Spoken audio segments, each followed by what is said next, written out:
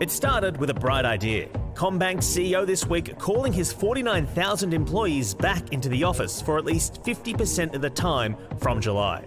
Cue outrage in the form of this frenzied Instagram feed from some pissed off bank staff. The mandatory 50% at work is going to put additional pressure on our family, who will now require additional daycare arrangements. I need to know if technology leaders will sign their name forcing people back to the office. I quite fancy the idea of working from home, so I can understand why they might not want to. I think it should be more flexible, especially after COVID and everything, and, work-life balance and all that sort of stuff. Then today, that outrage sparked even more outrage. Keyboard warriors slamming Combank staff for being too precious. People who work for a corporation, I guess, they just like complaining. They'll look for things. We probably just got lazy and used to a certain lifestyle. But Combank's not the only employer done with Zoom meetings and loungewear. A recent survey showing more than half of businesses in 4 of our major states are now requiring staff to do more on-site hours. Everybody working from home, all the time is very much unsustainable. And we need to be working a little bit harder. I think we're in a difficult time, and the best way to get a pay rise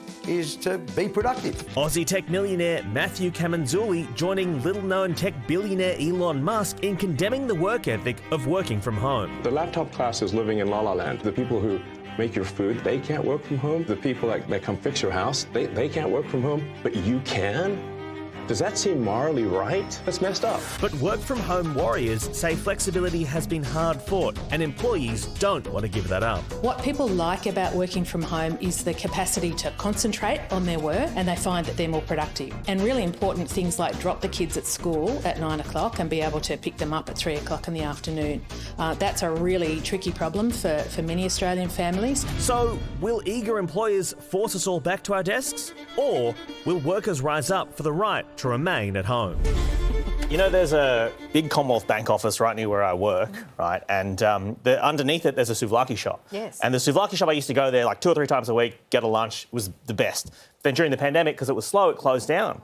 And so I stalked them and found them on Instagram. Of course you did. And I said, hey, when are you guys going to reopen again? And they said, we're not reopening until the Commonwealth Bank brings their workers back into the office. So they've got foot traffic. So I have a vested interest in the Commonwealth Bank staff going back to the job. So I'm really hoping this happens. Yeah. I reckon this is a generational thing, I think it's all younger workers don't want to be at their desk. Now, in the old days, the boss who pays the salary to the worker says, your job's here, turn up at 9 o'clock and you'll get paid at the end of the week.